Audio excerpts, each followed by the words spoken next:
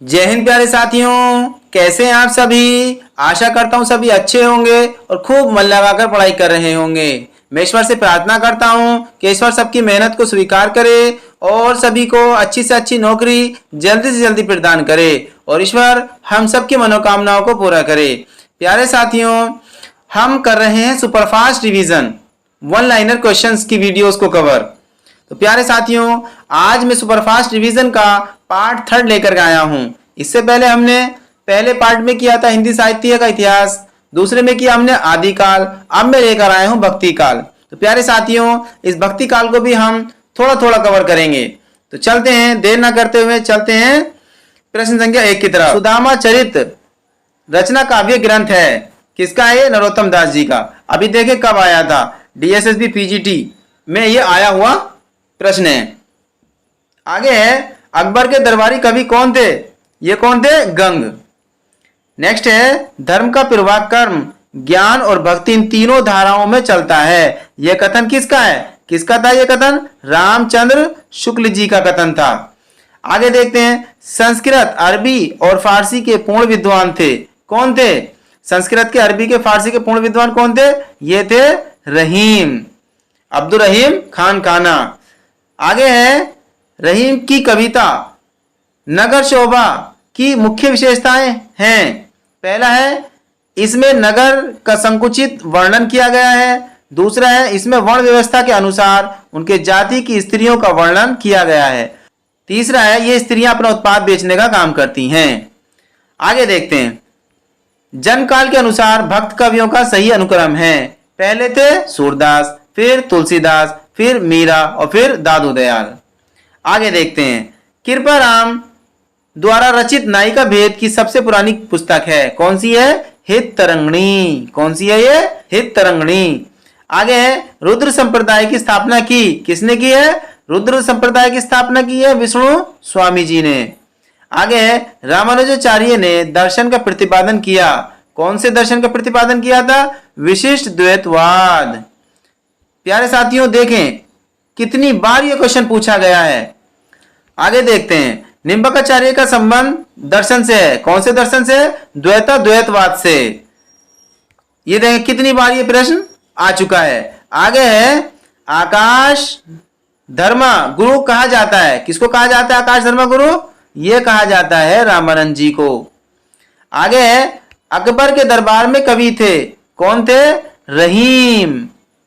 आगे देखते हैं, इनकी उक्तियां ऐसी लुभावनी हुई कि बिहारी आदि परवर्ती कवि भी उनमें से बहुतों का अपहरण करने का लोभ न रोक सके।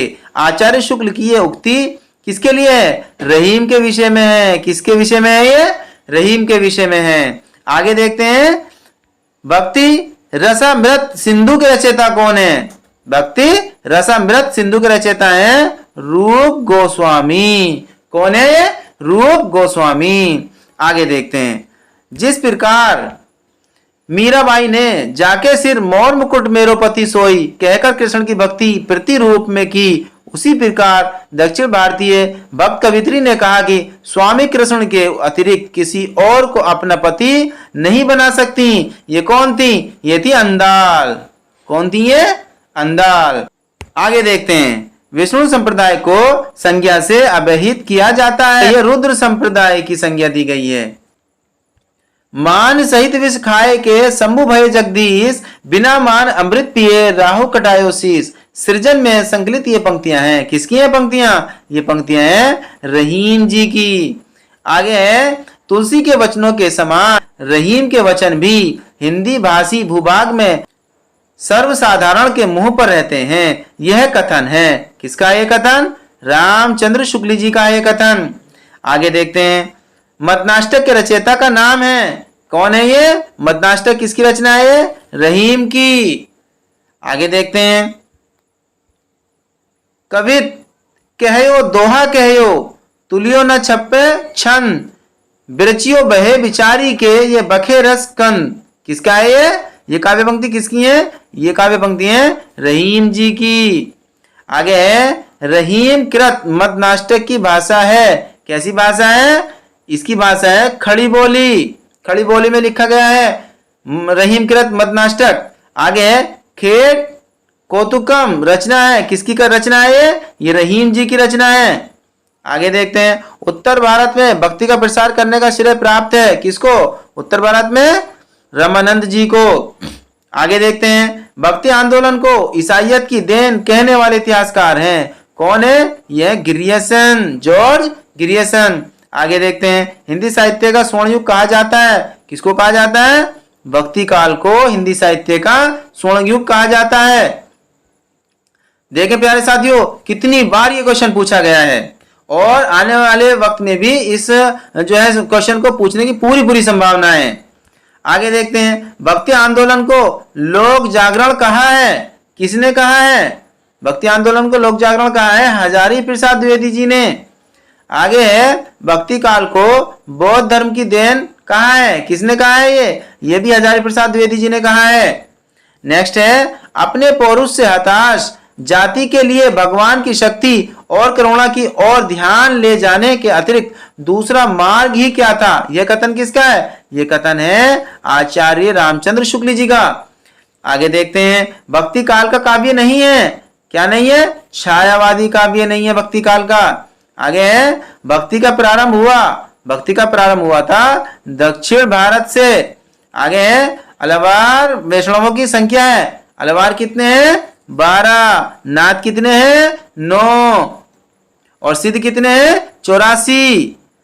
बहुत अच्छे से याद कर लेना है, बहुत कॉमन क्वेश्चंस हैं। आगे देखते हैं समग्र भक्तिकालीन काव्य पर विशेषता लागू होती है, कौन सी होती है, अहंकार का त्याग।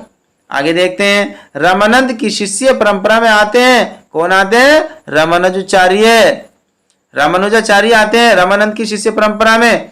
आगे देखते हैं अद्वैतवाद के अनुसार जीव और ब्रह्मा एक ही हैं।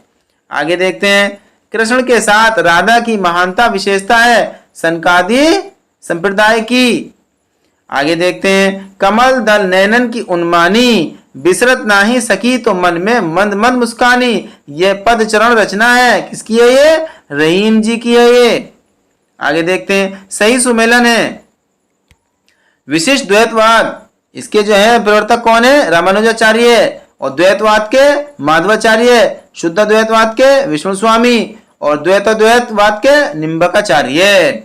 आगे है संवत 1375 से 1700 तक के साहित्य में भावधारा परिलक्षित होती है, यह है भक्ति काल। आगे देखते हैं ओम जय जगदीश हरे की आरती की रचना की है, किसने की है, श्रद्धाराम फिल्लोरी ने। आगे देखते हैं द्वैतवाद के प्रणेता हैं, कौन है प्रणेता इसके, द्वैतवाद के कौन है, माधवाचार्य, कौन है, माधवाचार्य। आगे देखते हैं शुद्ध द्वैतवाद दर्शन के प्रवर्तक कौन है, यह वल्लभाचार्य जो सूरदास जी के गुरु हैं।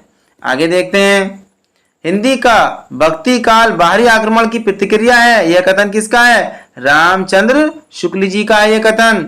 आगे है रामानुजाचार्य के श्री संप्रदाय में उपासना होती थी, किसकी उपासना होती थी, विष्णु जी की।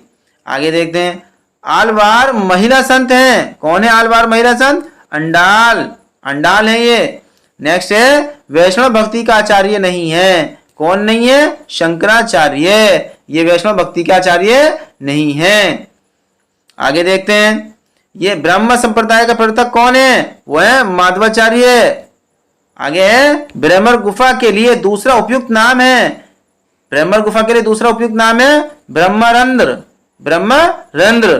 प्रश्न है आगे देखते हैं, आगे है श्री कृष्ण भक्ति का संप्रदाय नहीं है, कौन सा नहीं है, तत्सुखी संप्रदाय, कौन सा नहीं है, तत्सुखी संप्रदाय। सही सुमेलन है, एक तरफ संप्रदाय है दूसरी तरफ अनुयायी है, वल्लभ संप्रदाय, इसके अनुयायी कौन है, गोविंद स्वामी। बी है निम्बार्क संप्रदाय, इसके अनुयायी कौन है, हरिव्यास देव। सी है राधा वल्लभ संप्रदाय, इसके अनुयायी कौन है, दामोदर दास। डी है चैतन्य संप्रदाय, इसके अनुयायी कौन है, गदाधर भट्ट। आगे देखते हैं बर्वे नाई का भेद का रचनाकार है, कौन है, रहीम जी हैं। आगे देखते हैं रामचरितमानस, पद्मावत, सूरसागर, कबीर दोहावली जैसे ग्रंथ देन है, किसकी है ये भक्ति काल की देन है। किसके हैं ये? भक्ति काल की देन है ये सब। विभिन्न मतों के आधार पर हिंदी में भक्ति काव्य की शाखाएं मानी जाती हैं। कितनी मानी जाती हैं? 4 शाखाएं मानी जाती हैं। कौन कौन सी शाखाएं मानी जाती हैं? प्रेमाश्री, ज्ञानाश्री, कृष्ण भक्ति शाखा और राम भक्ति शाखा। आगे देखते हैं। सही सुमेलन है शुद्ध द्वैतवाद वल्लभाचार्य, अद्वैतवाद शंकराचार्य, विशिष्ट द्वैतवाद रामानुजाचार्य और द्वैतवाद माधवाचार्य। आगे देखते हैं। भक्ति काव्य को भारतीय चिंतन धारा का स्वाभाविक विकास माना है। किसने माना है? ये माना हजारी प्रसाद द्विवेदी जी ने। सही सुमेलन है, एक तरफ काव्य पंक्तियां हैं और दूसरी तरफ रचनाकार हैं। ओनई घटा परी जग छाहा, ये किसकी है? जायसी जी की। बी है आवद जात पनिया टूटी, ये किसने कहा था? कुंभनदास जी ने। सी है अति मलिन वृष भानु कुमारी, ये किसने कहा था? सूरदास जी ने। नेक्स्ट है डी कीर्ति बनीति भूति बल सोई, ये है तुलसीदास जी की जो है काव्य पंक्तियां हैं। नेक्स्ट देखते हैं। सही सुमेलन कीजिए। एक तरफ दार्शनिक सिद्धांत है और दूसरी तरफ कवि हैं। तो पहला है अद्वैतवाद। अद्वैतवाद के जो कवि कौन है? रैदास। आगे बी है विशिष्ट द्वैतवाद। विशिष्ट द्वैतवाद के कौन है? तुलसीदास जी। आगे शुद्ध द्वैतवाद, इसके कौन है? कुंभनदास। और डी है फिर सखी संप्रदाय, इसके कौन है? हरिदास।